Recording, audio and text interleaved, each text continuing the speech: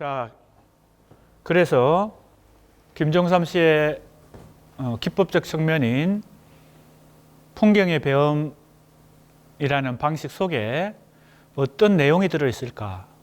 어떤 시적 인식이 들어있을까? 어떤 시의식이 들어있을까? 이걸 찾아보는데 첫 번째는 인간부재라는 뜻입니다.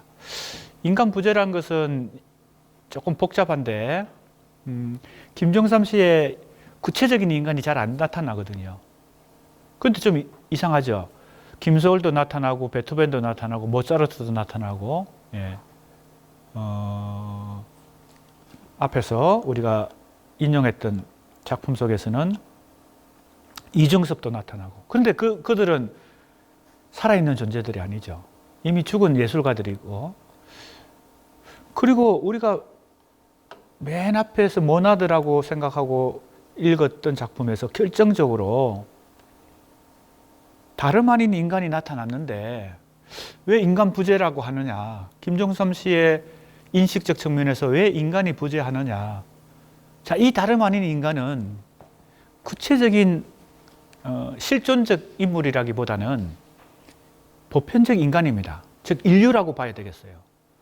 인간을 거의 인류적 차원으로 지금 생각하면서 인간에게 물을 길어다 준다고 생각합니다. 그리고 이 할머니도 등장하고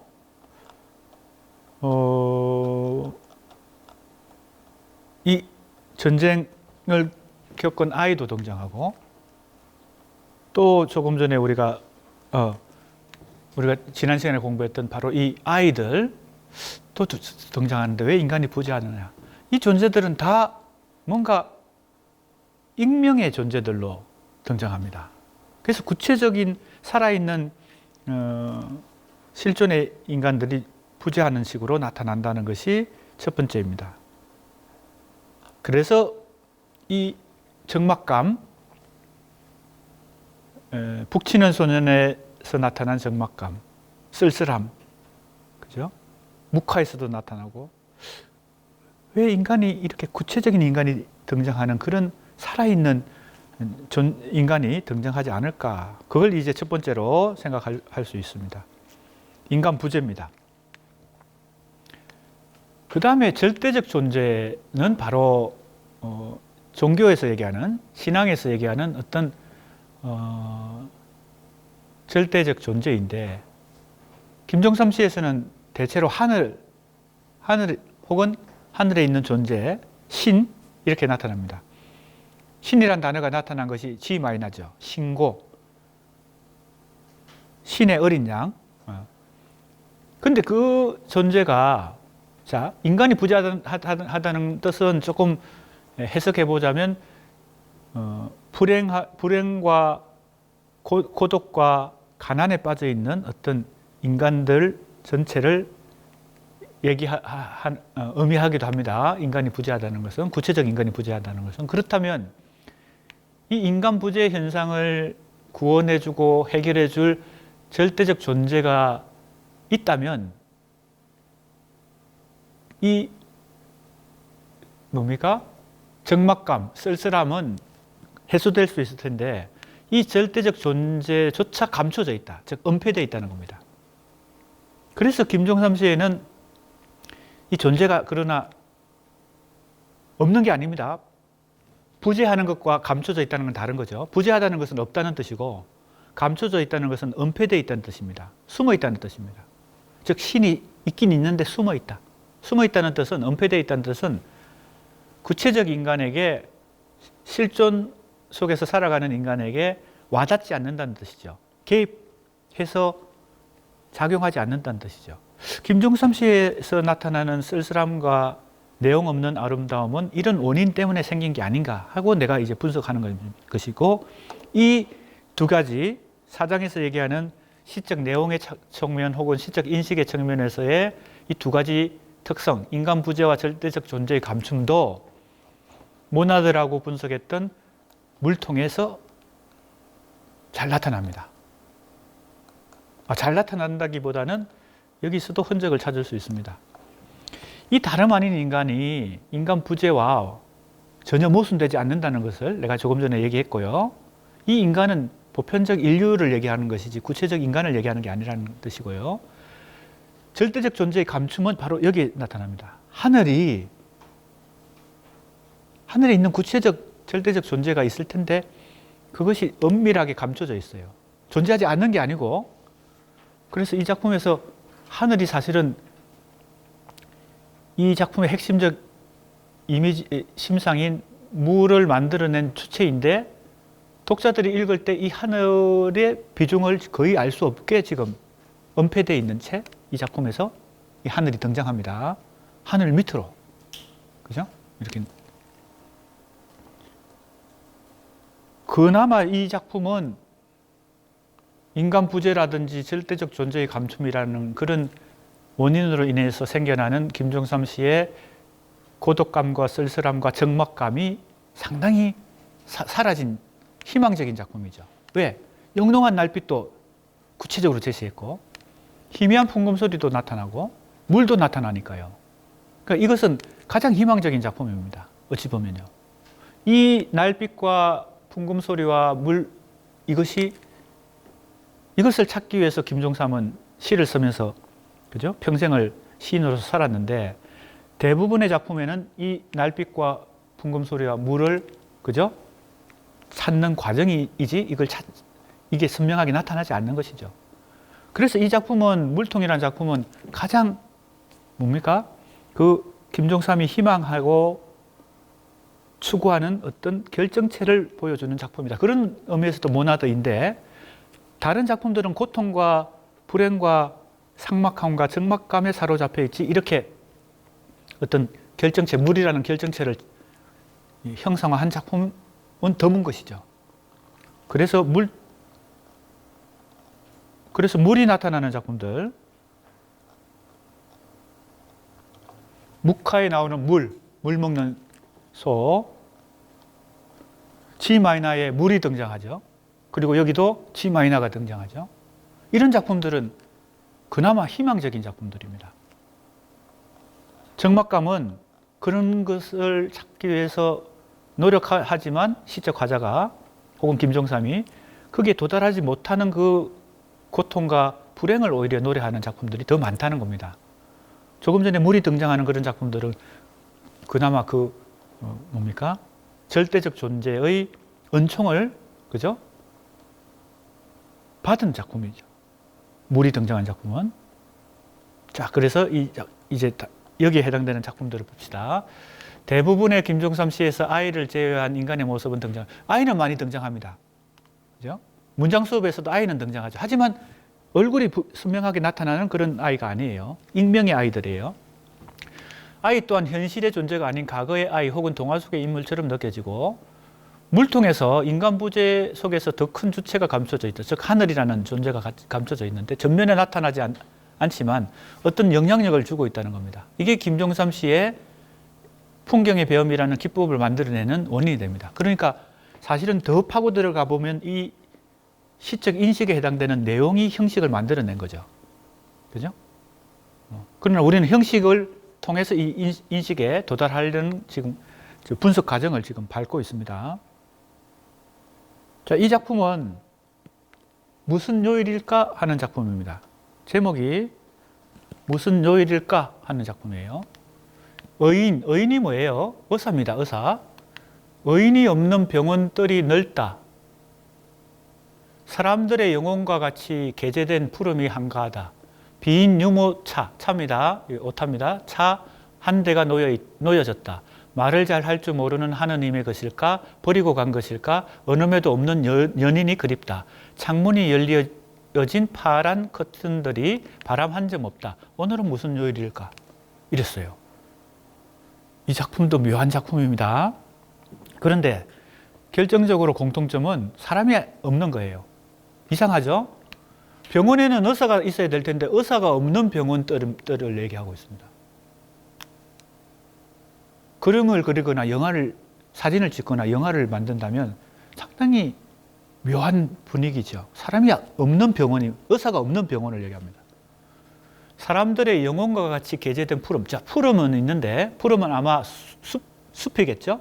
나무나 숲인데 거기에 뭐가 게재되어 있어요? 개입되어 있어요? 사람들이 개입된 게 아니라 사람들의 영혼이 개입되어 있어요. 그러니까 사람은 존재하지 않는 겁니다. 영혼이 그 푸른 숲에 개입되어 있어요. 유모차도 비었어요. 유모차에는 어린아이가 이제 보통 실려 있어야 되잖아요. 그리고 부모가, 엄마나 할머니가 끌어야 되는데 유모차에도 비었어요. 그리고 그 끄는 엄마나 할머니도 없는 것 같아요. 유모차만 있어요. 그죠? 참 이상하죠? 그리고 이 유모차가 말을 잘 할 줄 모르는 하나님의 것일까, 버리고 간 것일까, 이랬어요. 자, 의사도 없고, 사람도 없고, 유모차만 있는 이 병원뜰에 뭐라고 얘기합니까? 말을 잘 할 줄 모르는 하나님, 그랬어요. 바로 뭡니까? 하나님이 부재하는 건 아닙니다. 하지만 말을 안 해요. 누구한테? 인간들에게. 김종삼이라는 이 시인이 볼 때 분명히 하나님이 존재하는 것 같은데 이 불행에 빠져 있고 가난하고 궁핍한 인간들에게 구원의 손길을 안 내려준다고 느끼는 겁니다. 즉 피부로 느낄 수 없다는 겁니다. 말을 잘 할 줄 모르는 하나님. 그래서 버리고 간 것일까? 이 불행한 사람들을 하나님은 버린 것일까? 이렇게 지금 질문하는 겁니다. 어둠에도 없는 연인, 사랑하는 애인도 없어요. 지금 이 공간 속에는. 김종삼의 이 공간이라고 하는 건 김종삼의 내면 공간이기도 하겠죠. 이 시적 공간 속에 애인도 없어. 창문이 열려진 파란 커튼들이 바람도 없어요. 이 병원들에 오늘은 무슨 요일일까? 하고 끝났어요. 묘한 작품이죠. 그러니까 인간 부재가 가장 잘 선명하게 나타나고 또 한 가지 뭐가 나타나요? 절대적 존재도 지금 뭐예요? 부재하는 건 아니고 감춰져 있어요. 등장하지 않아요. 어딘가 있는데 하나님이 나한테 우리 인간들에게 손길을 뻗어주지 않는 겁니다. 그래서 부재의식이라고 황동교 시인이 이 작품을 분석하면서 부재의식을 얘기했다.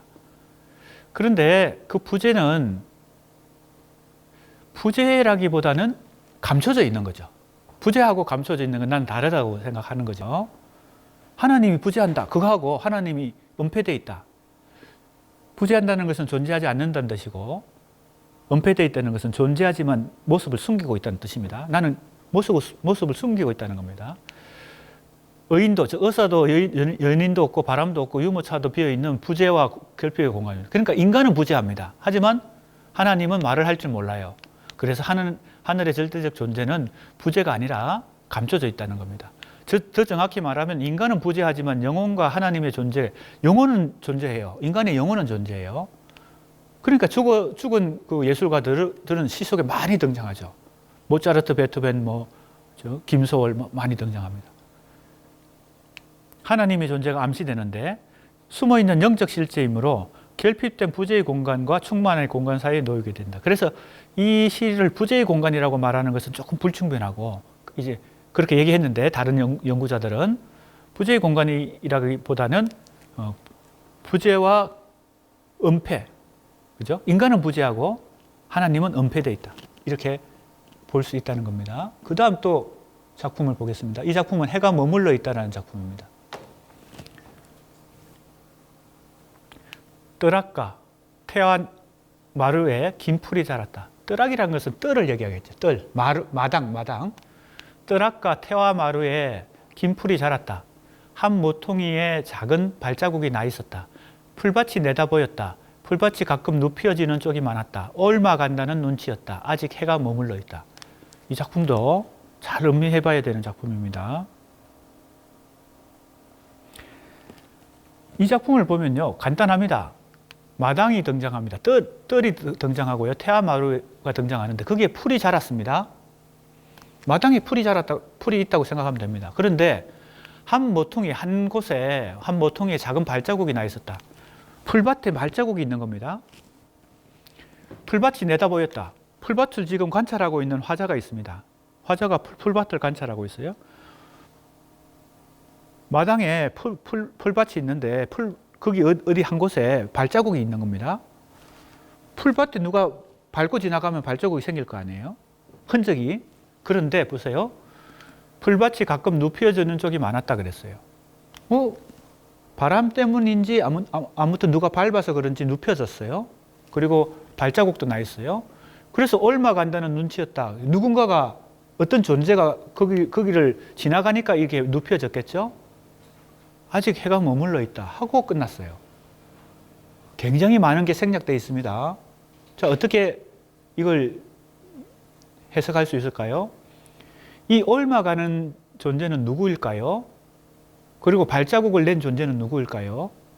해라고 보는 겁니다. 내가 해석할 때는.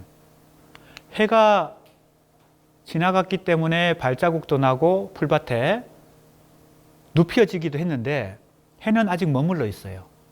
이거 어떻게 해석해야 될까요? 그래서 제목도 해가 머물러 있답니다. 내가 해석할 때는 이것입니다. 어떤 사람이 지나갔다기보다는 해가 지나간 거예요.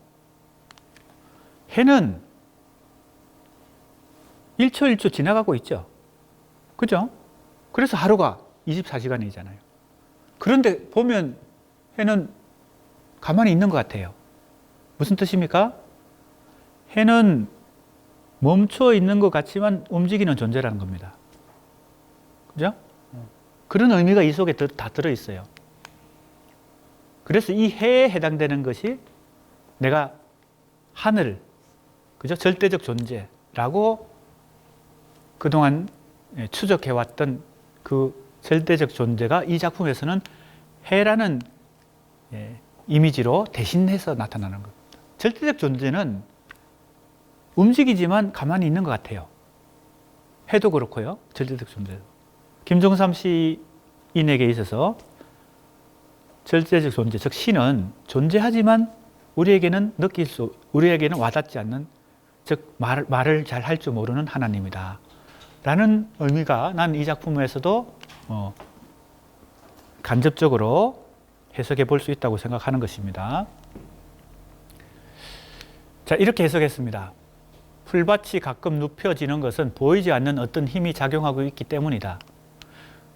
풀밭이 눕혀지는 것은 그 힘의 주체가 옮아간다는 눈치다. 이 힘의 근원은 3년의 해로 나타나는데 이때 해는 머물러 있다. 따라서 해는 머물러 있는 듯하지만 움직이는 존재이다. 이 작품을 그렇게 해석하는 겁니다. 없는 듯 하면서 있음, 머물러 있음과 옮아감 사이에 보이지 않는 존재의 움직임, 이것이 김종삼 씨의 부재의 공간 속에 어떠한 절대적 신비한 존재가 감춰져 있다는 것을 보여준다.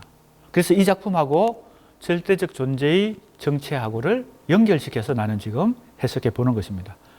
우리 수강생들은 또 다르게 해석해 볼 수 있기 때문에 각자 자기 나름의 해석을 시도해 보는 게 가장 중요합니다. 그죠? 담당 교수가 해석하는 것에 그냥 수동적으로 따라가지 말고 자기 해석을 지금 자꾸 생각해 봐야 됩니다. 자, 이런 것이죠. 조금 더 해석을 시도하면 풍경은 겉모습만으로 외양을 이루지만 그 외양 속에는 보이지 않는 존재의 숨은 힘이 내재해 있다. 이 작품에서는 해가 바로 그 힘의 근원이죠. 그래서 이 작품에서는 해로 나타나지만 김종삼 시에서는 하늘로도 나타나고 혹은 하나님으로도 나타나고 때로는 신으로도 나타나는 그 존재, 그 실체가 바로 빛이죠. 이 빛은 물통에서도 날빛으로 나타났죠. 그죠? 물론 날빛은 주체가 아니라 천사에 해당된다 그랬잖아요. 하늘이 날빛으로 하여금이라는 단어가 중요합니다. 그러니까 해도 그렇고 날빛도 그렇고 물통에 나타나는 날빛도 그렇고 어떤 절대적 존재는 그 자체로 이미지로 표현할 수 없기 때문에, 그죠? 어떤 언어로 표현할 수도 없고 이미지로 표현할 수 없기 때문에 그 천사가 있다는 것은 그 천사를 보낸 절대적 존재가 있다는 것을 증거해 주는 것이니까 우리는 천사를 볼 수 있을 뿐이지 절대적 존재를 볼 수 있지는 않죠. 그런 것입니다. 그렇기 때문에 이 작품에서의 해도 그렇고 물통에서의 날빛도 그렇고, 그죠? 다만 하늘이라고 표현할 수밖에 없었던 이유가 있는 것이죠. 그걸 다른 언어로 혹은 다른 이미지로 표현하기 어렵죠. 그래서 우리는 그걸 개념적으로는 신이라고 표현하거나 하느님이라고 표현하거나 대체로 그렇게 표현하는데 그죠? 그런 표현도 사실은 부족한 것이죠. 그래서 여기서 보면 물통에서 빛이라고 하는 것이 날빛이 풍금 소리와 물로 변형되면서 김종삼 시에서는 시각적 이미지가 청각적 이미지로 변형되고 다시 의미의 작용. 이 물이라고 하는 것은 모든 것이 종합된 의미 작용을 하는 거잖아요. 물. 그래서 풍경의 배엄이라는 기법을 형성하게 되는데 이 풍경의 배엄이라는 기법 속에는 인간 부재와 절대적 존재의 감춤이라는 어떤 미학적 원리가 이걸 내가 이제 인식적 측면이라고 말할 수도 있고 미학적 원리라고도 말할 수 있고 뭐 구조화 원리라고도 말할 수 있는 어떤 이 원리가 그 속에 어떤 원인으로 작용하고 있다는 겁니다. 이런 게 있기 때문에 풍경의 배엄이 나왔다는 거죠. 그러니까 우리가 어떤 기법만 분석했다고 끝나는 게 아니라 그 기법을 만들어낸 원인이 있을 거 아니에요. 그죠? 어떤 동인이 있을 거 아니에요. 그걸 미학적 원리라고도 말하고 여기서는 그죠? 인식적 측면 특성이라고도 말할 수 있고 구조와 원리라고도 말할 수 있는 그것까지도 우리가 분석해 볼 수 있어야 된다는 겁니다. 인간 부재의 삭막하고 결핍한 공간과 영혼, 하나님이 존재하는 완전한 공간 사이에 어떤 큰 공백이 있는데 간극이 있는데 그걸 채우기 위해서 김종삼은 실어서 뭘 만들어냅니까? 빛도 만들어내고 소리도 만들어내고 즉 풍경도 만들어내고 배엄도 만들어내고 있다는 겁니다. 풍경의 배엄이라는 기법이 왜 나오느냐? 이 꽉 차 있는 공간과 그죠? 부재하는 공간 사이에 그 존재를 메꾸기 위해서 감춰져 있는 존재의 그 부분을 메꾸기 위해서 풍경도 만들어내고 소리도 만들어낸다는 겁니다. 자, 한편 그의 시에서 인간 부재 의식은 죽음의 의미와 결부되어 죽음의 이미지 모티프가 김종삼 시에 굉장히 많이 등장합니다. 동생도 죽은 동생이 등장해요. 그죠? 실제 그것은 이제 실제 현실에서 동생이 일찍 죽었기 때문에 그렇기도 하겠지만 아무튼 죽음의 이미지가 굉장히 많이 등장하는데 그것은 주로 빈 공간, 닫힌 대문, 돌막, 무덤 이런 이미지들이 많이 등장합니다. 그것은 죽음과 직결되고 의미상 또 인간 부재 의식과 연결됩니다. 한 여인의 죽음의 문은 서부 한복판 돌막 몇 개 뚜렷한 어느 평야로 열리고 자 죽음이 등장하죠. 그리고 돌막이 등장하고 평야가 등장합니다. 교황청 문 닫히는 소리가 육중하였다, 냉엄하였다, 내가 죽던 날이라는 작품에 이제 문이 닫힌다는 표현을 쓰고 있습니다. 그것은 지상적 삶의 공간인 땅, 광야, 사막과 의미 연관을 이룬다. 그래서 광야라고 하는 이 지상에 그죠? 인간 삶의 현실을 광야로 비유하는데 상징하는데 이 광야는 대체로 죽음의 의미, 불행과 고통의 의미와 상당히 연결되는 의미 맥락을 이루고 있습니다. 그런데 빛의 의미는 햇빛이나 달빛 같은 또 색채의 의미, 푸름, 또 소리와 선율, 악기 소리와 음악 같은 것은 주로 어디서 와요? 하늘에서 옵니다. 천상에서 지상, 즉 이건 하강적 이미지입니다. 하강의 이미지를 가지고 은총의 하강적 이미지로 그래서 이것을 주는 주체는 무엇입니까? 하늘입니다. 자, 보세요. 동틀 때마다 동트는 곳에서 들려오는 가늘고 선명한 악기의 소리. 자, 동트는 것하고 악기 소리는 어디서부터 와요? 동트는 곳에서 옵니다. 그러니까 하늘에서 오는 것이죠. 빛과 함께 이 악기 소리가 들리는 것입니다. 그래서 이 악기는 지상의 악기가 아니라 천상의 악기 소리라고 봐야 되겠습니다. 그래서 산, 계단, 돌, 청계 등은 뭘까요? 이런 이미지 계열은요. 이런 이미지 계열은 오히려 하강적 이미지가 아니라 상승적 이미지입니다. 이건 인간이 그 은총의 근원인 하늘에 도달하려고 노력하는 것입니다. 왜? 이건 인간이 만든 것들이거든요. 산은 그렇지 않지만 하지만 이거 산도 그렇고 계단도 그렇고 돌청계 산을 오른다는 것도 인간이 하늘 상승의 이미지잖아요. 하강의 이미지가 아니라 지상에서 영혼의 세계로 하늘로 올라가는 매개물이라는 상승적 이미지를 갖고 있습니다. 보세요. 계단이라는 이 이미지가 등장하는 구절입니다. 내일은 꼭 하나님의 은혜로 엄마의 지혜로 먹을 거랑 입을 거랑 가지고 오마. 엄만 죽지 않은 계단. 엄마를 계단에 비유하고 있습니다. 계단은 지상에서 하늘로 올라가는 어떤 통로입니다. 자, 여기도 하나님이라는 단어가 등장합니다. 은혜란 말도 등장하고요. 그래서 내가 지금 G 마이너라는 작품에서 신의 어린 양이라는 단어를 중심으로 물통에 나오는 이 날빛도 하늘이라는 의미도 종교적 어떤 맥락, 기독교적 성경적 어떤 해석의 맥락으로 지금 해석하고 있는데 그것은 일종의 가설이라 하더라도 김종삼 이 전집 속에서 하나님이라든지 기독교적인 어떤 맥락으로 해석 가능한 여러 물증들이 많이 등장합니다. 그렇기 때문에 내가 이렇게 해석하는 것이지 어떤 심정만 가지고 다른 말로 하면 가설로만 기독교적 맥락의 해석을 하는 건 아닙니다. 이때 하나님의 은혜라는 단어도 나오는 것이죠. 다른 시에 전집을 전체를 읽으면서 내가 해석을 시도하고 있습니다. 그래서 우리 수강생들도 과제물에서 두세 편을 이제 골라서 하는 거지만 한 편 한 편에만 집중하지 말고 한 편 한 편을 연결시켜서 혹은 그 두세 편도 이 전집 속에서 그죠? 전체적인 맥락을 찾아서 해보세요. 그 오랫동안 내려온 전설의 돌청계를 올라가서 부활절이라는 제목의 시입니다. 돌청계를 올라간다. 이것도 상승의 이미지입니다. 자, 이렇게 해서 여러 의미가 상징 이미지 계열들을 이렇게 유형을 이렇게 질서를 잡는 것입니다. 하나의 이미지는 그 이미지가 속한 어떤 계열이 있잖아요. 그죠? 우리가 계열이라는 거 알죠? 같은 유형을 모아놓은 거. 그러니까 지금 계단은 단독으로 존재하지 않고 이런 다른 이미지 계열 속에서 그죠? 존재하는 것이죠. 자, 그래서 물통에서 이미 어떻게 살폈습니까?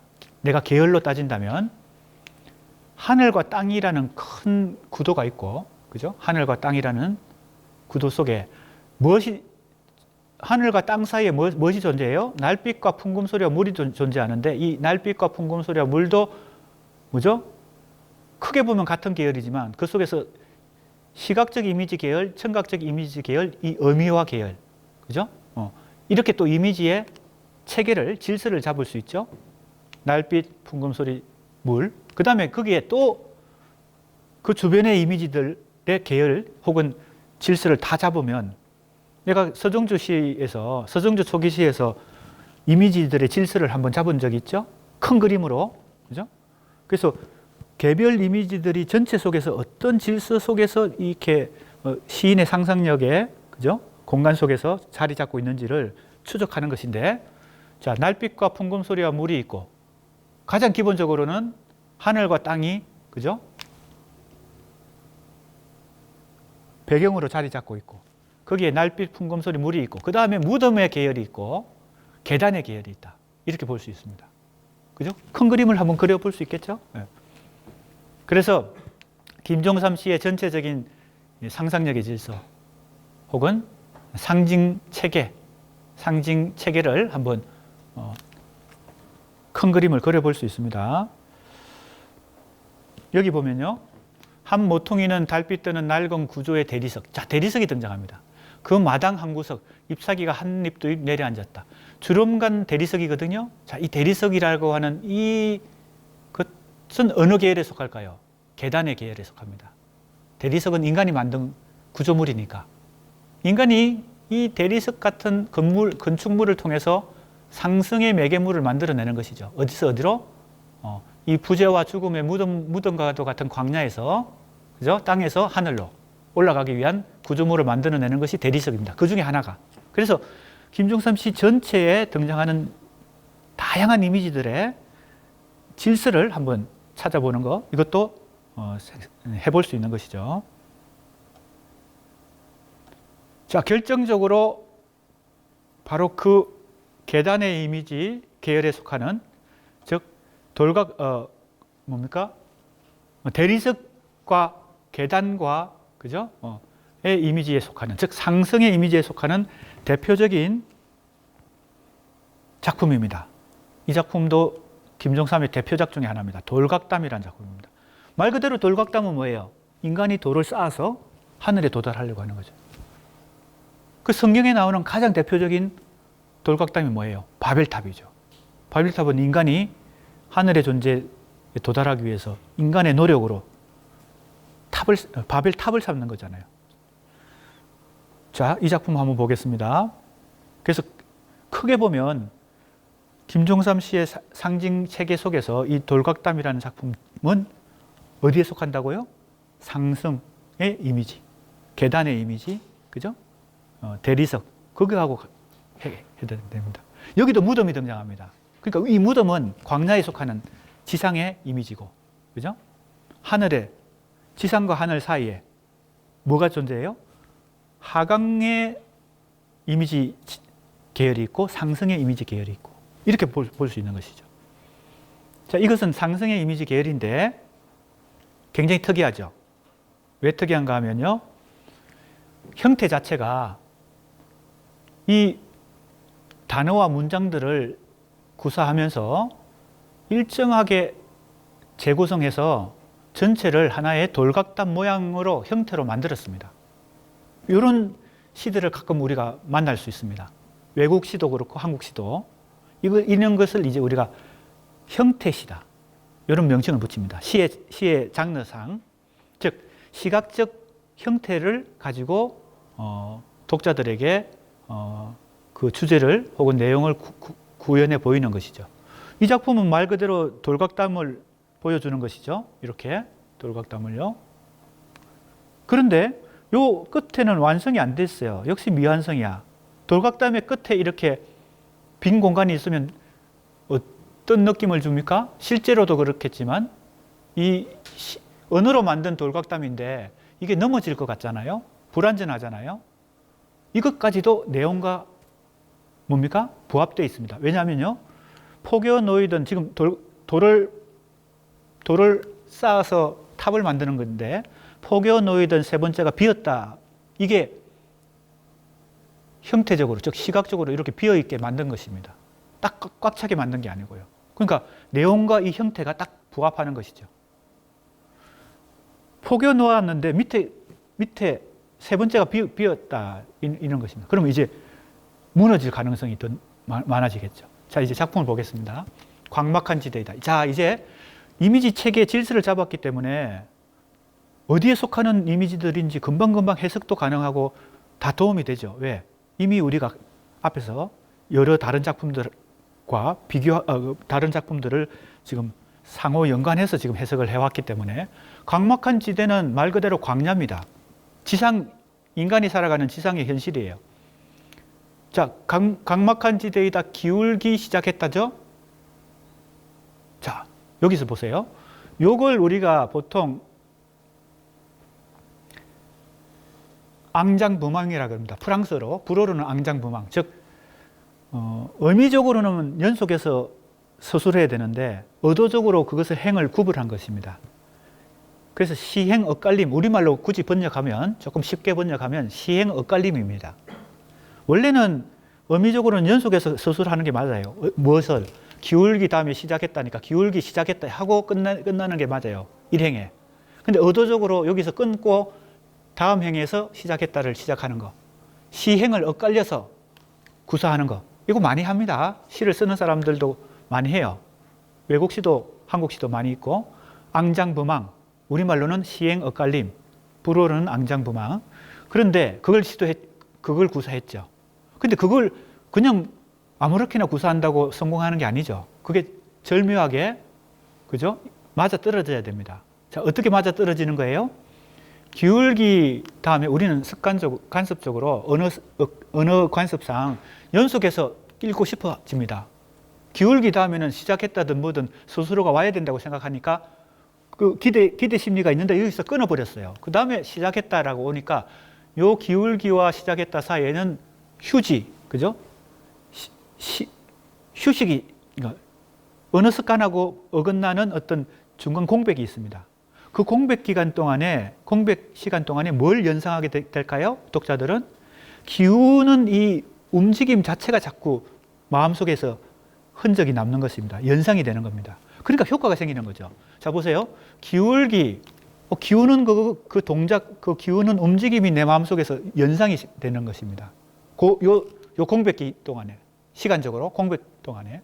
그 다음에 시작했다가 그 다음 행에 오거든요. 그러니까 요 기울기가 상당히 강조되는 것입니다. 그 움직임, 운동성 자체가 독자에게 조금 더 마음속에서 연상이 되면서 더 뭡니까? 각인이 되는 거죠. 이해가 됩니까? 자, 이것도 일종의 분석입니다. 형식 분석입니다. 시라고 하는 것을 분석을 하려면 더 치밀하고, 그죠? 정밀하게 분석해야 되니까 이 부분에서 어떤 시적 효과가 나타나는지, 그리고 형식적 왜 이렇게 끊었는지, 단순히 이 모양만을 만들기 위해서, 형태를 만들기 위해서 기계적으로 끊었는지, 그게 아니라는 겁니다. 기울기라고 하는 이 동사의 움직임이 좀 더 독자의 마음속에서 잘 새겨지게 만드는 것이죠. 이해가 됩니까? 그러면 어떤 효과가 납니까? 광막한 지대는 평평한 그죠? 광야인데 이것이 기울었다는 것은 어떤 위기, 그죠? 심각한 위기나 불행한 사태를 연상시키는 것입니다. 기운다는 것은 불완전성입니다. 간단히 얘기하면요. 불완전성. 인간의 지상 세계는 불완전한 것입니다. 기울기 시작하니까요. 흔들리는 것입니다. 그죠? 자, 인간 지상 세계 광야의 속성을 지금 얘기하고 있습니다. 기울기 시작했다. 기울기는 상당히 이 동작, 움직임 자체가 지금 이 시행 엇갈림을 통해서 독자들에게 잘 느껴지게 만든 거예요. 그 다음에 여기서는 잠시 끔밋했다 하고 딱 끝났잖아요. 이거는 시행 엇갈림을 구사 안 했잖아요. 그리고 딱 끝났어요. 그러니까 이 글자 한자 한자의 그 숫자까지 다 계산하고 지금 이 작품을 쓰고 있는 겁니다.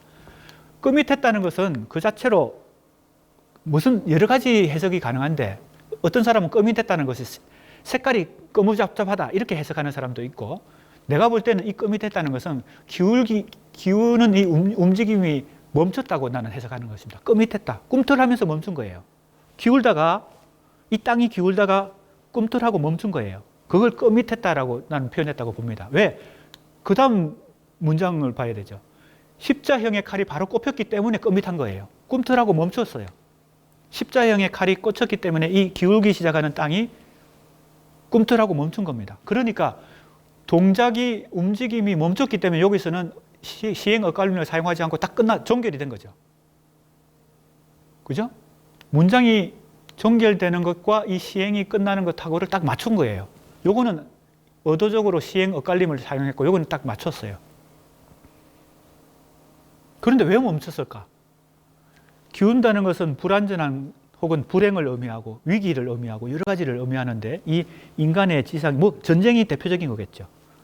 인간 세상, 현실 세계에서 가장 불행한 게 전쟁일 테니까, 지금 전쟁을 경험한 이 김종삼 시인이 50년대 이후에 이런 시를 쓰고 있는 겁니다.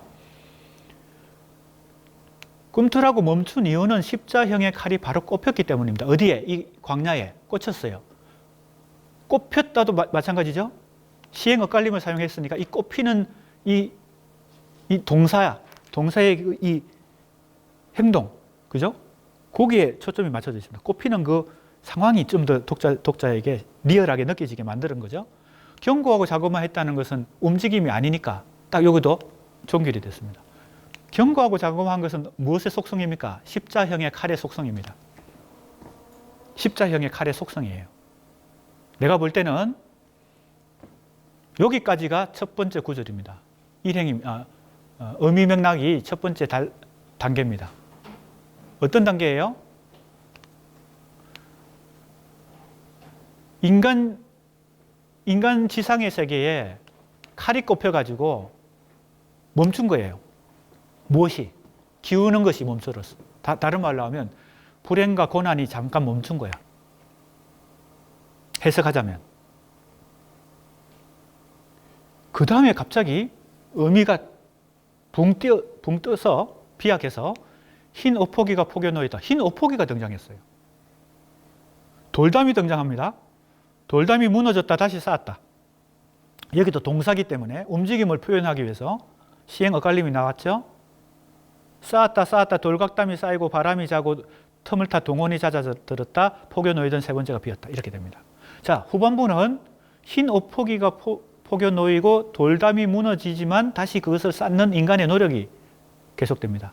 자, 여기까지 전반부하고 흰 오포기가 포겨 놓였다까지가 어떻게 해석을 해야 후반부가 이해가 될까요? 돌담이 무너지지만 그걸 다시 쌓는 것입니다. 자, 돌담은 뭐라 그랬어요? 지상에서 하늘로 올라가는 상승적 이미지고 인간의 노력이죠. 돌각담을 쌓는 이유는 뭘까요? 그러나 아무리 쌓아도 자꾸 무너지는 이유가 뭘까요? 쌓아도 마지막 세 번째는 또 비어 있어요. 불완전한 것입니다. 인간의 노력은, 하늘에 도달하려는 인간의 노력은 결국 완성되지 못하고 미완성에 그치고 말아요. 그러면 이건 뭘까요? 흰 옷포기가 포개해 놓을 때는 뭘까요? 자, 이 작품은 역시 마찬가지입니다. 시적 형상화 방식이 굉장히 중요하지만 그 안에 들어있는 의미도 못지않게 중요하다는 겁니다. 도대체 이 작품의 의미를 어떻게 해석하는 것이 가능할까? 여러 사람들이 시도했지만 주로 선행 연구들은 이 형식적 특성에 대해서 많이 연구했어요. 왜? 형태가 이상하고 또 이렇게 시행 엇갈림을 시도하는 것들도 독특하니까요. 그런데 물론 이 작품에서 형태도 중요하지만 형식도 중요하지만 의미도 중요합니다. 내가 볼 때는 우선 해석의 중요한 관건은 십자형의 칼이 있습니다. 십자형의 칼이 무엇이길래 이것이 꼽히니까 광야가 기울다가 멈췄을까요? 기운다는 것은 불행이 더 가중되는 것인데, 위기와 불행과 고난이 더 가중되는 것인데 그걸 이 십자형의 칼이 멈추게 한 것이죠. 자, 십자형의 칼은 뭘까요? 십자 모양의 칼입니다. 손잡이가 있기 때문에 이렇게 생겨서 이렇게 칼이 있으면 여기 손잡이 때문에 십자형처럼 이렇게 십자형처럼 보이는 겁니다.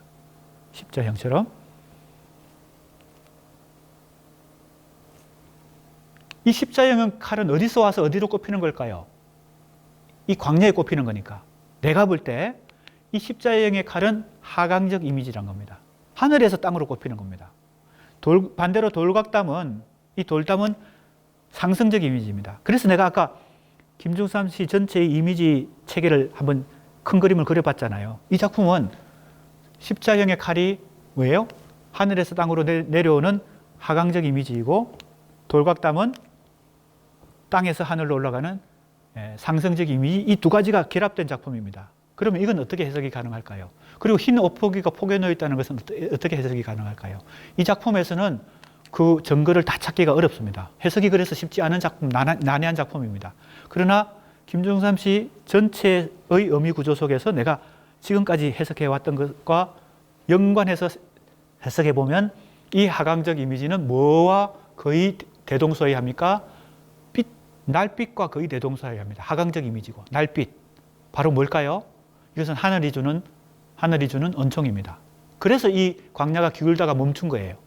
그 불행이 가중되다가 불행과 고난이 멈춘 거예요, 잠깐. 그리고 이 날빛에 해당되는 십자형의 칼은 더 구체적으로 햇빛보다 더 구체적으로 어떤 성경적 상징입니다. 성경적 맥락의 해석이 가능합니다. 이건 십자가입니다, 십자가. 십자가가 지상에 꽂혔다는 것은 간단히 얘기하면 무슨 의미를 가지고 있습니까? 예수가 죽었다는 뜻입니다. 십자형의 칼이 지상에 박혔다는 것은 예수님이 죽었다는 뜻입니다. 그래서 멈춘 거예요. 이 기울기 시작하는 뭡니까? 광막한 지대가. 그 다음에 바로 그래서 견고하고 자그마합니다. 자그마하지만 굉장히 견고한 거예요. 왜냐하면 인류를 구원하기 위해서 예수가 죽었으니까. 십자가가 박혔으니까요. 그리고 나서 바로 뭐가 제시됩니까? 흰 옷포기가 포개 놓여 있답니다. 이것도 성경적 맥락을 우리가 추적해 보면 이해가 됩니다. 예수가 죽고 나서 돌무덤에 그냥 시체를 버렸는데, 무덤에. 자, 돌무덤의 이미지입니다. 이것도 돌무덤의 이미지. 자, 그러니까 하강적 이미지도 있고 상승적 이미지도 있고 돌무덤의 이미지도 있는 거예요. 지금 돌담도 크게 보면 돌무덤의 이미지죠. 그런데 나중에 며칠 후에 찾아가서 돌무덤을 열어보니까 시체는 가둬온 데 없고 흰 옷포기만 놓여 있었다는 것이 성경에 나옵니다. 그러니까 게다가 포개 놓여 있다는 것은 이게 질서정연하게 어떤 계획에 의해서 의도적으로 이렇게. 그러니까 이것은 예수의 부활을 의미합니다. 흰 옷만 남겨 있었다는 것은 예수가 뭡니까? 영적으로 이제 부활한 것이죠. 죽었지만 부활한 것이죠. 그러니까 십자형의 칼이 바로 꼽혔다는 것은 예수의 죽음을 상징하고 흰 옷포기가 포개놓여 있다는 것은 예수의 부활을 의미합니다. 그럼 이 짧은 두 행이, 두 문장이 성경 전체를 요약하는 것입니다. 성경 전체의 가장 핵심적 사건은, 그죠? 성경 그 많고 많은 그 성경의 핵심 사건은 딱 이 두 가지로 요약할 수 있습니다. 압축하면 예수의 죽음과 부활입니다. 그것이 이 두 문장에 그대로 농축되어 있습니다. 십자형의 칼이 바로 꼽혔다와 흰 옷포기가 포개놓였다. 그런데 여기까지가 거의 전반부입니다. 그럼에도 불구하고 돌담은 무너집니다. 자, 뭐라 그랬어요? 내가 김종삼 씨 전체의 의미 구조는 절대적 존재가 은폐되어 있기 때문에, 즉 감춰져 있기 때문에 인간 부재의 현실 속에서 그걸 체험할 수 없고 경험할 수 없어서 불행과 적막감과 쓸쓸함이 계속된다고 그랬잖아요. 김종삼 씨에 있어서는 돌담이 무너지는 현상으로 예수가 죽고 부활했음에도 불구하고 김종삼 혹은 인간에게는 이 불행한 현실 속에서 돌담이 무너집니다. 그래서 이제 어떤 방법을 쓰는 거예요? 하강의 이 구원의 손길은 느껴지지 않으니까 상승의 인간적 노력을 하는 것입니다. 돌각담을 계속 쌓는 것입니다. 바벨탑을 쌓는다고도 해석해 볼 수 있습니다. 그러나 그것은 무너질 위기에 놓여 있는 것이죠. 세 번째가 비어 있으니까요. 그래서 이 작품 전체의 의미는 김종삼 시세계 전체의 의미를 농축하고 있는 역시 작품입니다. 이 작품은 물통 못지않게 돌각담이라는 작품은 김종삼 시 전체가 녹아 있다. 이렇게도 볼 수 있습니다.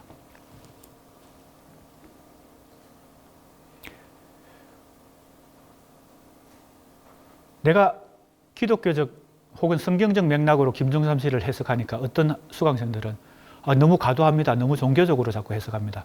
이렇게 생각하는 사람도 있을 수 있습니다. 그렇게 생각하는 수강생들은 종교적 해석이 아닌 다른 해석을 해보세요. 내 해석이 정답이라고 주장하는 게 아닙니다. 나는 아무리 읽어도 그렇게 해석이 되니까 그렇게 해석을 하는 것이고, 모든 해석자는 자기 관점으로 해석하는 것인데, 다만 해석에 뭡니까? 경쟁을 하는 것이죠. 어느 해석이 좀 더 정확하고 김종삼 시의 뭡니까? 실체, 그죠? 김종삼 시라고 하는 이 현상, 그죠? 그래서 이렇게 주장할 때는, 어떤 해석을 할 때는 항상 물증을 가지고, 그죠? 객관적인 물증을 가지고, 그죠? 해석을 해야 됩니다. 그리고 한 작품 속에서 그 물증을, 증거를 대기 어려울 때는 다른 작품들을 다 동원해서, 왜냐하면 김종삼 씨 전집 속에 수록된 작품들이 김종삼이 다 쓴 작품들이기 때문에 상호 연관성이 있을 거예요. 물론 우리가 한용운 시에서 황금이라는 시어가 어떤 시에서는 긍정적인 의미로 사용되고 어떤 시에서는 부정적인 의미로 사용된다, 이런 것까지 더 정확하게 해야 됩니다. 다 동일하게 해석 가능한 건 아니겠죠. 그래서 상징의 질서를 잡아보려는 노력, 그건 뭡니까? 부분적 해석이 아니라 전체적, 그죠? 질서를 잡기 위해서, 부분을 전체 속에서 다시 확인하기 위해서 계속 전체 그림을 그려보는 것입니다. 한 편의 시를 분석하고 해석하더라도 전체 속에서 다시 검증을 해보고, 이렇게 부분과 전체가 계속 왕복 운동을 함으로 해서 더 실체에 근접할 수 있겠죠. 자, 여기서도 여러 가지, 지금 내가 말로 강의로 다 이걸 그냥 압축해서 설명을 했습니다. 지금 우리 교재와 이 스크린에는 굉장히 이걸 분석을 더 자세하게 이렇게 설명을 많이 하고 있거든요. 그래서 이걸 읽어보면 좋을 것 같습니다.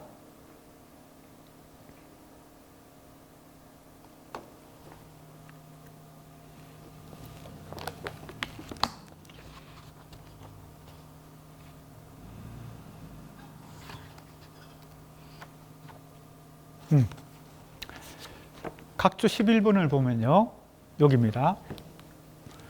이 십자형의 칼이라고 되어 있지 않고, 이 전집은 청하전집을 얘기합니다. 내가 이 논문을 쓸 때는 청하전집을 인용하면서 했거든요. 청하전집에 십자가의 칼로 되어 있어요. 그래서 이건 너무 명확한 십자가잖아요. 너무 명확한 성경적 상징이잖아. 그래서 내가 조금 의심을 했습니다. 십자가의 칼이라고 했으면 이게 조금 너무 직접 노출했다. 만약에 그 숨은 상징적 의미는 십자가이더라도 김종삼이 십자가의 칼이라고 표현했을까라는 의심이 들었습니다. 그래서 원시집, 이 작품은 또 처음 발표한 시집이 있겠죠. 거기에는 십자형의 칼로 되어 있어요. 그러니까 이것도 청하전집을 편집한 사람이나 식자공이 이거 실수한 것입니다. 십자형의 칼을 이 형자하고 가자가 비슷하니까 오인한 거죠. 실수로 이렇게 십자가라고 한 거죠. 그런데 그 실수는 절묘한 실수입니다. 왜 절묘한 실수입니까? 이것이 가지고 있는 원래 의미, 즉 원관념을 그냥 자기도 모르게 표시한 것이거든요. 그러니까 이거는 식자공이 너무 유식해서 너무 문학 작품에 대한 이해가 밝아서 그런 것인지 아니면 그냥 단순 실수인지 모르지만 절묘하게 요 상징이 가지고 있는 원래 원관념, 원래 뜻을 그대로 여기다가 실수로 의식을 한 것입니다. 그래서 나는 그걸 밝혀서 여기다가 십자가라고 하지 않고 십자형이라고 한 것입니다. 여기 봤어요? 요 나남전집을 보니까 여기는 십자형의 칼이라고 되어 있습니다. 십자형의 칼. 그러니까 요거는 바로 잡은 것이죠. 청하출판사는 잘못한 것이고, 그러나 청하출판사에서 잘못한 그것이 실제 속뜻입니다. 내가 볼 때 그렇습니다. 십자가의 칼이라는 것이 속뜻이다. 이렇게 볼 수 있습니다. 자, 그래서 시를 잘 분석하고 해석하기 전에 그 원전을 정확하게 확인하는 것도 중요합니다. 그래서 이제 일단은 그런 것까지 다 하기는 어려우니까 우리 수강생들 일단은 전집을 믿고 전집을 가지고 해석을 하면 됩니다. 그래서 되도록이면 인터넷에 떠다니는 그 작품들 혹은 어디 좀 엉터리 출판사에서 나온 것들 이런 거 가지고 연구하면 안 되고, 그래도 전집은 믿을만 하니까. 그래도 아까 얘기했습니다. 전집이라고 해서 완벽한 건 아닙니다. 하지만 전집을 가지고 작품을 인용하고 연구를 하고 분석 해석을 해야 되겠습니다. 그런 연구자로서의 태도를 잘 가져야 돼요. 엄격한 학문적 태도를 가지고 연구를 해야 됩니다. 인터넷에 떠다니는 이게 가장 위험합니다. 거기는 엉터리가 엄청 많거든요. 알겠습니까? 그래서 우리 학생들, 지금이라도 뜨끔한 학생들, 내가 인터넷에서 검색해가지고 그거 인용해가지고 몇 개 찾아가지고 두세 개 찾아가지고 내가 해보려고 했던 사람들, 그리고 이미 그렇게 한 사람들 혹시 있으면 지금이라도 반성하고 전집을 가지고 연구를 해야 됩니다. 전집을 인용하고 해야 되겠습니다.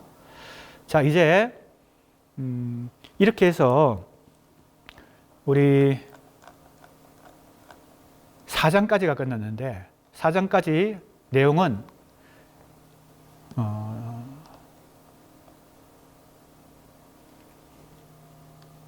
3장에서 김종삼 씨의 기법적 측면으로서 풍경의 배엄이란 것을 구체적으로 분석했고, 그 기법적 측면 속에 들어있는 인식적 측면 혹은 구조와 원리라고 할까? 그죠? 그 의미의 구조를 인간 부재와 절대적 존재의 감춤이라는 내용으로 분석한 것이 3장과 4장입니다. 이제 5장은 종합 부분인데 이것은 시간이 지금 많이 지나갔기 때문에 다음 시간에 하기로 하고요.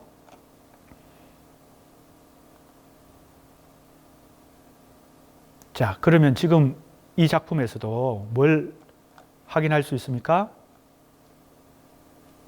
인간이 부재한다. 물론 보편적 인류로서의 인간은 존재하죠. 왜? 김종삼 시 전체에서 다름 아닌 인간을 찾아다니며 물 몇 통 길어주는 것, 이것이 김종삼 시인이 자기가 시를 쓰는 일이라고 의미 부여를 하고 있기 때문에 보편적 인류로서의 인간은 존재하지만 이 각막한 지대, 강야에 구체적 감정과 희노애락을 느끼는 그런 구체적 인간은 존재하지 않죠.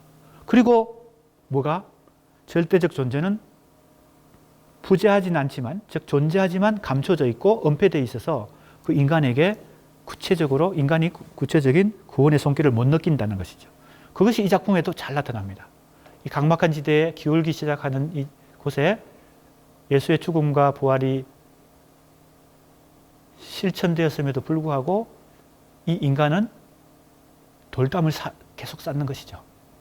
절대적인 세계에 도달하기 위해서. 그러나 그 노력은 실패로 끝나고 미완성으로 끝나고 불완전한 세계 속에 계속 남아있게 된다는 것입니다. 그것이 이 작품에도 나타나고요. 해가 머물러 있다 해서도 그 절대적 존재가 어떻게 영향을 주는지, 그죠? 감춰져 있는지, 감춰져 있는 모습이죠, 이것이. 존재하지만 감춰져 있는 모습. 그 다음에 무슨 요일일까 해서도 인간 부재와 절대적 존재의 은폐라고 하는 그런 특성이 나타난다는 것입니다. 자, 그러면 5장은 지금 뭐 시간이 다 되긴 했지만 5장은 이제 전체를 종합하는 것이니까 같이 공부하고 오늘 마무리하도록 하겠습니다. 자, 지금까지 우리는 풍경의 배움이라는, 자, 보세요. 풍경의 배움이라는 기법. 자, 그 기법이고, 요거 3장에서 했습니다. 인식적, 그것의 근거가 되는 인식적 측면에서 인간 부재의 의식과 더 큰 존재의 감춤을 살펴보았습니다. 자, 그래서 다름 아닌 인간, 그리고 인간 부재 의식이 어떤 관계가 있는가 하는 것을 이제 김종삼 시에서 계속 등장하는 작품들에서 찾아보겠습니다. 종점에는 지상불상이라는 이름 아래에는 나의 주와 무어가 선술집. 어떤 작품에서 이 구조를 찾았습니다. 여기 또 주가 등장합니다. 나의 주라는, 이 주라고 하는 것은 뭐 다른 데서도 사용할 수 있죠. 그죠? 종이 주인에게 나의 주여, 주여 이렇게 하는데 보통 우리가 인간 세계에서 주인에게 하는 표현은 주라는 표현을 잘 안 쓰죠. 이것도 역시 성경적 표현입니다. 스와니 강이나 요단 강이나 어디에 있다는 이야기를 들은 적이 있다. 그래서 궁극적 지점에는 두 가지가 있습니다. 주와 술이 있습니다. 주와 술이 있어요. 우리가 좀 우스갯소리로 이 주도 주고 이 주도 주다 이렇게 말하는 우스갯소리가 있긴 한데 김종삼에게 사실 궁극적인 목표는 이 하늘이죠. 하늘에 있는 절대적 존재입니다. 그러나 그것이 왜 술이라고 하는 것으로, 자, 두 가지가 나오잖아요. 나의 주와 무가 술순집. 그죠? 김종삼의 화자는 주와 술과 두 가지가 자기가 찾는 것입니다. 왜 술이라고 하는 게 나타났을까요? 그것은 내가 볼 때는 이 주를 찾는 것이 뭡니까? 돌각담에서 보듯이 좌절되니까, 그것이 느껴지지 않으니까, 그것이 하나님의 손길이 와닿지 않으니까 이제 술로 가는 것입니다. 그래서 그것은 약간 현실 도피적인 요소도 있는 것이죠. 그래서 주와 요단강으로 대표되는 기독교적 이미지와 술과 스와니강으로 대표되는 낭만주의, 어찌 보면 이것은 낭만주의의 연장선에 있습니다. 술을 찾는 거, 술을 찾아서 인간적인 어떤 이상향을 추구하는 거, 이런 것은 낭만주의적 속성이 있습니다. 그래서 이 술이 결부되는 것은 또 어떤 의미가 있을까? 먼 산 넘어 솟아오르는 나의 영혼을 바라보다가 구멍가게에 기어들어가 소주 한 병을 도둑질했다. 자, 여기서 이 짧은 구절에서 그게 잘 나타납니다. 왜 술을 찾는가? 영혼을 바라보다가, 이 영혼이 바로 절대적 존재의 세계죠. 하늘이라고도 볼 수 있습니다. 이 영혼의 세계를 바라보다가 이게 현실에서는 안 되니까, 이 광야의 세계에서는 이것이 실패할 수밖에 없으니까 어떻게 뭘 찾아요? 소주를 찾는 것입니다. 그래서 주와 술의 관계는 주를 추구하지만 그것이 좌절되는 현실 속에서 술의 세계로, 술은 낭만적, 그죠? 낭만주의와 연장선에 있다고 그랬죠. 실제 김종삼은 술을 좋아했습니다. 알코올 중독에 해당될 정도로 술을 좋아했다고 합니다. 그래서 김종삼이 추구하는 주와 낭만주의는 병렬적 관계가 아니고 주가 우선이고 그 다음에 그것이 실패하니까 술로 간다는 겁니다. 그래서 그런 얘기를 지금 우리는 비극적이고 허무적이다, 뭐 이렇게도 볼 수 있죠. 그래서 궁극적 종점에는 주와 영혼의 추구가 더 근본적으로, 그래서 이제 종합적으로 보면 비극적 낭만주의라고도 말할 수 있습니다. 그냥 낭만주의가 아니라 비극적 낭만주의다, 이런 종합을 해보는 것입니다. 그래서 이제 일종의 순례자의 모습을 가진 허무주의입니다. 단순한 낭만주의, 단순한 허무주의가 아니고 비극적이다. 왜? 순례자의 모습. 순례자라고 하는 것은 아까 그 얘기하는 영혼의 세계를 추구하지만 좌절되는 모습이죠. 그래서 비극적 낭만주의, 내가 이제 붙이는 종합입니다. 그냥 뭐 기존의 선행 연구들이 뭐라고 했다고요? 예술지상주의, 혹은 미학주의 뭐 이런 거 했지만 이런 식으로 규정했지만 내가 볼 때는 비극적 낭만주의다. 이렇게 규정하는 것이 조금 더 김종삼 씨의 기법적 측면, 인식적 측면, 이제 종합입니다. 6장은 종합이에요. 이 모든 것을 종합하는 최종 뭐예요? 평가는 내가 볼 때는 비극적 낭만주의라는 겁니다. 비극적 낭만주의. 그래서 그것은 순례자의 모습을 가진 허무주의입니다. 자, 보세요. 해가 남아있는 동안은 조금이라도 더 가야겠습니다. 이게 순례자의 모습입니다. 왜 더 가야 됩니까? 자기가 목표로 하는 지점이 있으니까. 그게 바로 영혼의 세계입니다. 하늘에 도달하고 싶어 하면. 술 없는 광야를 다시 걷자. 술이라도 있으면 위안이 되는데 술조차 없는 이 황야, 이 광야입니다. 이 지상의 세계를 그러나 다시 걸어야 됩니다. 순례자의 모습이죠. 그러니까 단순히 현실 도피라든지 단순한 낭만주의라든지 단순한 허무주의가 아닙니다. 비극적 낭만주의예요. 즉 순례자의 모습을 가진 허무주의입니다. 죄가 많다는 이 불구의 영혼을 이끌고 가보자. 거치지 않는 전신의 고통이 하늘에 닿았다. 자, 이 하늘에 닿았다는 것이 중요합니다. 전신의 고통을 왜 가집니까? 이 불구의 영혼을 가지고 이 하늘에 닿으려고 하기 때문에 고통이 생기는데 자기는 지금 현재 죄가 많은 거예요. 그러나 이 영혼을 이끌고 어디까지 가려고 합니까? 하늘까지 가려고 합니다. 인간 되었던 모진 시련, 모든 추함 다 겪고서 작대기를 짓고서 다 순례자의 모습을 가지고 있습니다. 순례자라고 하는 것은 진리의 세계에 도달하기 위해서 그죠? 계속 떠돌아다니는 사람이죠. 계속 모험을 하는 사람입니다. 그래서 이런 구절들을 다 종합해 볼 때 우리는 기법적 측면에서 통경의 배움, 인식적 측면에서 인간 부재와 절대적 존재의 감춤, 종합적 측면에서 비극적 낭만주의 이렇게 이제 보는 것이죠. 그래서 이제 다시 돌아가서 물통에서 다름 아닌 인간은 바로 뭐냐? 즉 죄와 불고의 영혼을 안고 있는 인간, 즉 인류의 근원적 모습이다. 이건 물통을 해석할 때 이미 했지만 다시 그렇게 해석해 볼 수 있습니다. 그래서 이 인류를 구원하기 위해서 물을 길어다 주는 것은 바로 뭡니까? 이 광야의 세계에서 근원적 인간을 찾아서 환멸과 영원 사이의 순례길을 걷고 있는 이 김종삼 시인의 모습을 보여줍니다. 그죠? 그 물통 배달부, 물 배달부로서의 시인으로서의 김종삼은 순례자, 즉 영원에 도달하기 위해서 끊임없이 하늘에 도달하기 위해서 전신의 고통을 가지고 순례자의 길을 가고 있는 그런 모습이다. 그래서 환멸은 어디의 세계예요? 이 광야의 세계입니다. 광야의 세계 속에서는 환멸밖에 없어. 그래서 술을 마시겠죠. 그나마 위안을 받기 위해서 술을 마시겠죠. 그 환멸의 세계 속에서 영혼에 도달하기 위해서. 이것이 바로 하늘입니다. 그 순례길을 가는 것이다. 그래서 생겨나는 것이 비극적 낭만주의다. 이렇게 볼 수 있습니다. 그저 현실 도피로 술을 마시고 이런 게 아닙니다. 그래서 비극적 낭만주의의 속성 외에도 또 이렇게만 설명해도 좀 이건 너무 아까 내가 얘기했듯이 포괄적으로 설명하는 거잖아요. 비극적 낭만주의. 그럼 10점짜리를 맞추는 게 아니라 한 4점짜리 3점짜리 맞추는 거잖아요. 비극적 낭만주의라고 설명하고 끝나면요. 그래서 내가 아까 그렇게 해서는 안 된다 그러고 내가 좀 그렇게 하고 있는데 비극적 낭만주의 이 말로 그냥 딱 뭉뚱거리라 그러면 그러려고 그러면 3점짜리 4점짜리밖에 안 되니까 화를 쏘려면 10점짜리 최소한 9점은 맞춰야 되잖아요. 그래서 이것 말고도 더 찾아내는 것입니다. 찾아보면 인간의 죄를 대속하려고 합니다. 왜? 자기가 죄를 다 가지고 있다고 생각하는 거죠. 그러니까 자기 불구의 몸을 인간의 죄를 다 자기가 뒤집어 쓰고 자기가 다 뭐예요? 그 불구의 몸을 이끌고 하늘에 도달함으로 해서 그래서 다름 아닌 인간에게 물 몇 통 길어다 주는 일도 다 그런 일일 텐데 어떤 속죄의식도 가지고 있다는 겁니다. 이걸 이제 보통 우리가 속죄양의식이라고 얘기하기도 하죠. 윤동주 시에도 그런 게 나타나죠. 윤동주 시에도. 그죠? 십자가의 그죠? 모습을 통해서 그 속죄의식도 가지고 있습니다. 인간의 죄를 대속하고자 하는 속죄의식. 자기가 죄인이라고 생각하는 거죠.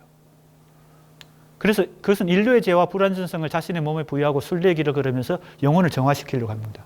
그래서 김종삼이 쓰는 시는 다 이런 속죄의식을 가진 순례자의 모습을 가지고 있다. 그리고 비극적 낭만주의의 모습도 가지고 있다. 원정이라는 작품, 이게 데뷔작이라 그랬죠? 이 작품으로 등단을 했는데 이 데뷔작에 이런 구절이 있습니다. 원정은 이제 가수원을 가꾸는 정원사죠. 정원사인데 몇 개째를 집어보아도 놓였던 자리가 썩어 있지 않으면 벌레가 먹고 있었다. 그렇지 않은 것도 짓기만 하면 썩어갔다. 자, 이 구절이 있습니다.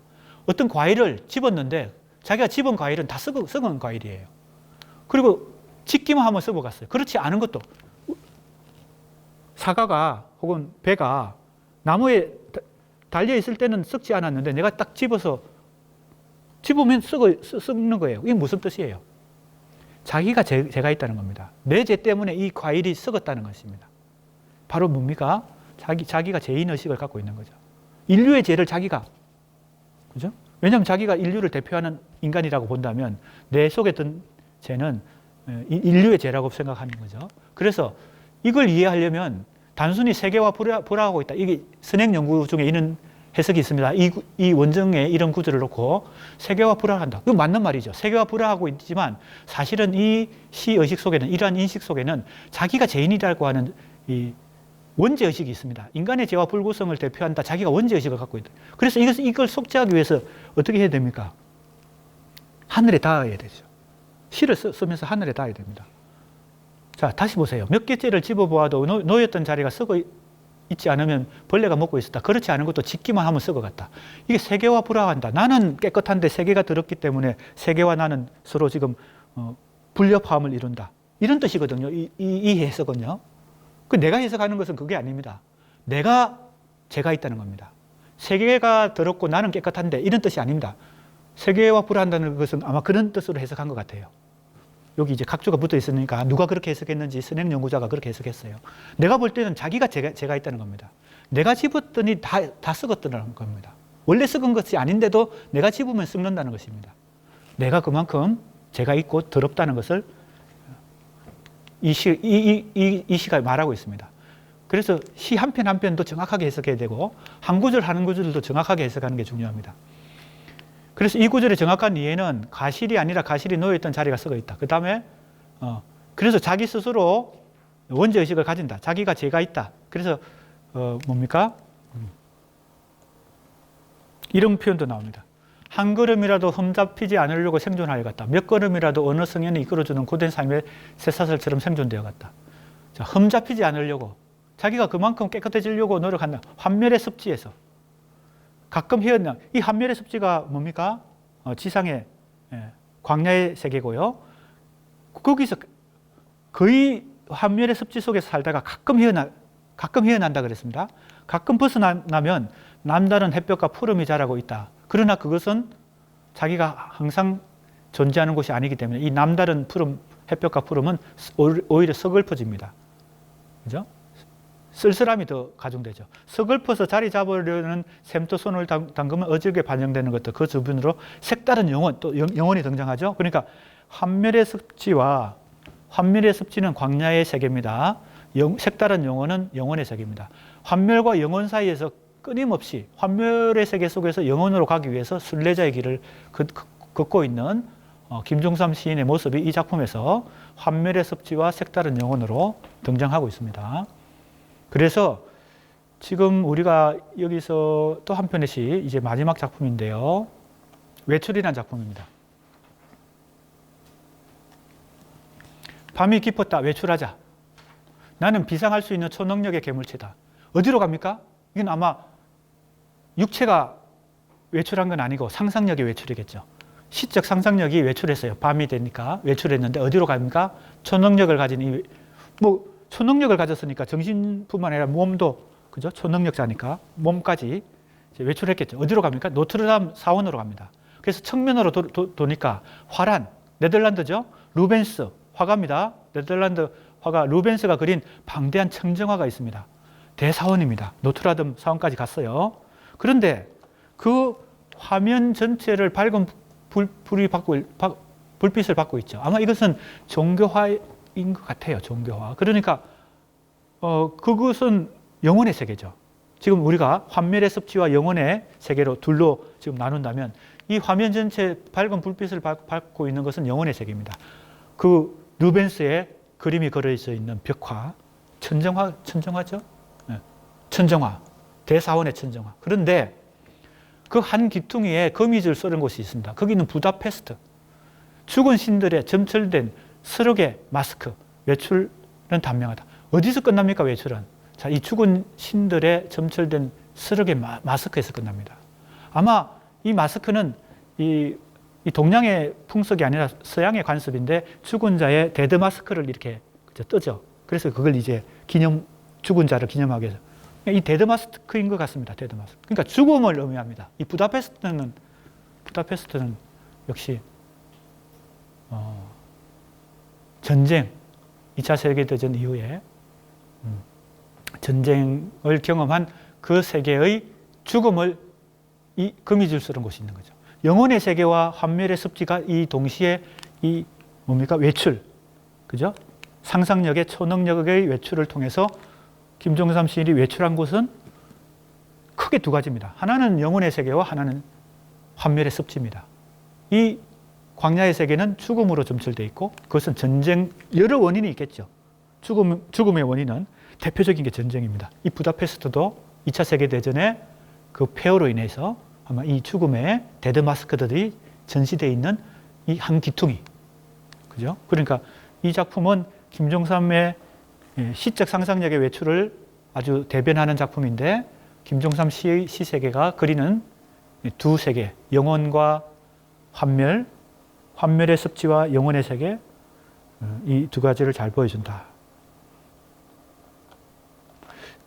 그 유명한 민간인이라는 작품 있죠. 여기는 이 부분만 인용했습니다. 이건 한국 전쟁 이후의 비극을 그리고 있는 민간인이라는 작품인데 이 작품이 마치 김종삼 씨가 미학주의자이고 예술지상주의자인 김종삼 씨에게 이 전쟁의 상처를 형상하고 있는 이 작품이 예외적인 작품인 것처럼 많은 선행 연구자들이 얘기했어요. 그러나 이 민간이라는 작품도 김종삼 씨 세계에서 그 환멸의 습지, 즉 죽음의 세계, 전쟁으로 인한 죽음의 세계를 보여주는 작품이기 때문에 뭐 예외적인 작품이 아닙니다. 김종삼 씨 세계 중심부에 있는 작품이에요. 사공은 조심조심 노를 저어가고 있었다. 울음을 터뜨린 한 영아입니다. 영아. 갓난아이를 삼킨 곳. 수모 몇 해 지나도록 아무도 그 수심을 모른다. 바다 물 깊이를 모른다는 겁니다. 왜 민간인이 6.25 전쟁통에 북에서 남으로 이제 피난을 오기 위해서 가족들이 다 배를 타고 야밤에 왜 들키지 않으려고. 그러나 갓난아이가 울어버렸어요. 너무 무서우니까. 너무 캄캄하고 무서우니까. 그러니까 다 가족이 전멸할 것 같으니까 아이를 물에 빠뜨렸겠죠. 그 비극, 그 한국 전쟁의 비극, 우리 민족 분쟁의 비극을 형상한 작품입니다. 제목은 민간인이에요. 그러니까 군인이 아닌 민간인에게 이런 그 고통과 불행이 주어지는 것이 전쟁이잖아요. 그래서 그 전쟁의 상처를 이렇게 노래한 작품이고 아우슈비츠 라게르, 가족 하나하나가 뒤로 자빠지고 있었다. 크고 작은 인형 같은 시체들이다. 이 작품은 아우슈비츠의 유대인 학살을 형상한 작품입니다. 그러니까 김종삼 시에는 이런 뭡니까? 환멸의 습지, 그것을 대표하는 것은 죽음이고 그 죽음의 원인은 전쟁, 대표적인 원인은 전쟁입니다. 그리고 뭐예요? 이념 대립이겠죠. 그래서 왜냐하면 50년대 이후에 이 김종삼의 시들이 창작되었으니까요. 그래서 이 작품들 다 통틀어서 환멸의 습지에 속하는 작품들이다. 그래서 이제 여기까지 해서 3장, 4장, 5장이죠. 3장은 기법적 측면, 풍경의 배움. 4장은 인식적 측면, 인간 부재와 절대적 존재의 감추. 5장은 종합적인 평가, 종합적인 김종삼 씨의 미학적 특성. 그것은 비극적 낭만주의, 그리고 속죄의식, 그리고 환멸의 습지에서 영혼의 세계로 가기 위한 순례자의 길. 이런 세 가지 정도의 종합을 해봤습니다. 그래서 가능하면 지금 내가 일종의 어떻게 뭘 목표로 한다고요? 가능하면 포괄적이고 두루뭉실하게 분석하지 않고 더 치밀하고 정확하게 구체적으로 분석하려고 노력한다는 것을 우리 수강생들이 이해하면 좋겠습니다. 자, 이것으로 해서 김종삼 씨에 대한 강의도 끝내도록 하겠습니다.